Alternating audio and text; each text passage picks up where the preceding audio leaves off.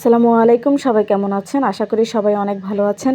তো এখন হচ্ছে বাণিজ্য মেলা চলছে, সেজন্য আজকে আমরা বাণিজ্য মেলায় যাচ্ছি। বাণিজ্য মেলায় যাওয়ার কোনো পরিকল্পনাই ছিল না, কিন্তু আমার দেবরে বিদেশ থেকে ফোন করেছে যেন বাণিজ্য মেলা থেকে ঘুরে আসি। সেজন্য কাল রাতেই ডিসিশন নিয়েছে যে আজকে সকালে বাণিজ্য মেলায় যাব। সেজন্য আমরা সকালে ঘুম থেকে উঠে রান্নাবান্না শেষ করে রেডি হয়ে তারপরে বের হয়ে গেলাম। তো ঘুরতে যাওয়ার আগে শরীরে এত এনার্জি থাকে, মনে হচ্ছে যে অনেক ভিডিও করতে পারবো, অনেক সুন্দর সুন্দর ভিডিও করবো, এটাই চিন্তা করি বের হই। কিন্তু যখন জায়গা মতো যাই, কিছুক্ষণ 10-15 মিনিট হাঁটার পর আর শক্তি কোলায় না যে কোনো কিছু ভিডিও করি। মানে হাঁটতেই পারি না যে ভিডিও করব কিভাবে। আমার কথা হচ্ছে, কারা সেই ব্যক্তি যারা অনেক সুন্দর সুন্দর ভিডিও করে তারপর আপলোড করে, ওই ভিডিওগুলো দেখতেই ভালো লাগে। নিজের ভিডিও দেখলে নিজেরই ভালো লাগে না, মানুষের ভালো লাগবে কি? যা একটু ভিডিও করি সেটা আমার শাশুড়ির জোরাজোরিতেই ভিডিও করি। উনি অনেক আমাদেরকে হেল্প করে ভিডিও করার জন্য। অনেক সময় ইচ্ছে করে না যে মোবাইলটা ব্যাগ থেকে বের করে ভিডিও করি, কিন্তু আমার শাশুড়ি ঘুরে ঘুরে যে জায়গাটা সুন্দর দেখবে ওই জায়গায় বলবে যে এই জায়গা ভিডিও কর, ওইটা কর। তো আসলে শাশুড়ির জন্যই ভিডিও করা হয়, তখন অনেক সময় বিরক্ত লাগে, দিরও আর করতে ইচ্ছে করে না। তারপরেও কেন আমার শাশুড়ি জোর করে। কিন্তু বাসায় আসার পরে যখন পেজে ভিডিও দেওয়ার জন্য ভিডিও যখন মেক করি, তখন চিন্তা করি যে এই ভিডিওটা না বললে তো হয়তো করাও হতো না। যাই হোক, ভালোই হয়েছে, যা করে ভালোর জন্যই করে। আবার শাশুড়ি যখন কোথাও ঘুরতে যায় নিজে একা, যখন আমরা সাথে যাই না, তখন ওই ভিডিও নিজে নিজে করে তারপর আমাদেরকে হোয়াটসঅ্যাপে পাঠিয়ে দেয়, এগুলো আমরা পেজে দেওয়ার জন্য।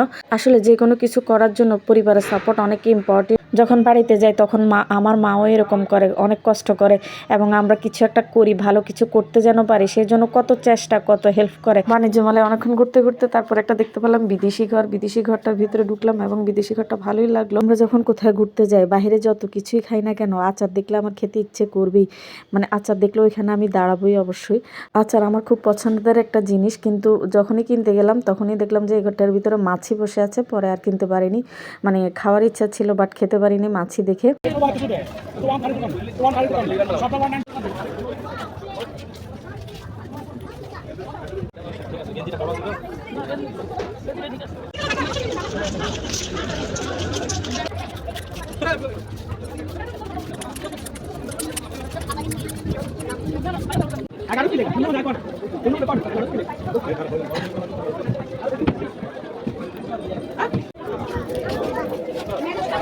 এই যে এখানে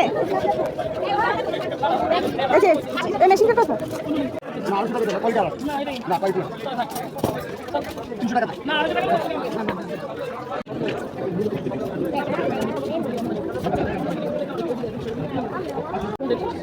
उसमें आपको 2 नंबर मिलेगा, ओरिजिनल नहीं मिलेगा, एकदम लिखा हुआ है। 250 आँख निकालता है अनारस का। 300 का है, 250 रखेगा ऐसे स्टील। তোমরা কত করে? 40 করে হবে।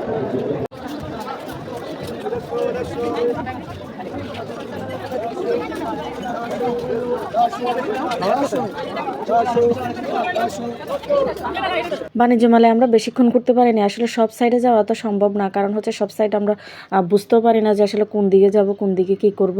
যতটুকু ঘোরা সম্ভব হয়েছে অতটুকুই ঘুরেছি। তারপর আমরা এখন বাসায় চলে যাব। অল্প কিছু কেনাকাটা করেছি। ভিতরে চলে যান, ভিতরে চলে যান, ভিতরে চলে যান, সবাই চলে যান। অলরেডি আমরা মেলা থেকে বের হয়ে গেছি। বের হয়ে তারপর আইসক্রিম খেলাম আর হচ্ছে চিপস, এগুলো খেয়ে তারপরে বাসায় চলে আসলাম। এই যে আমরা বাইরে বসে আইসক্রিম খাচ্ছি। তো সবাই ভালো থাকবেন। আজকের মতো ভিডিওটা এখানে শেষ করছি। আল্লাহ হাফেজ।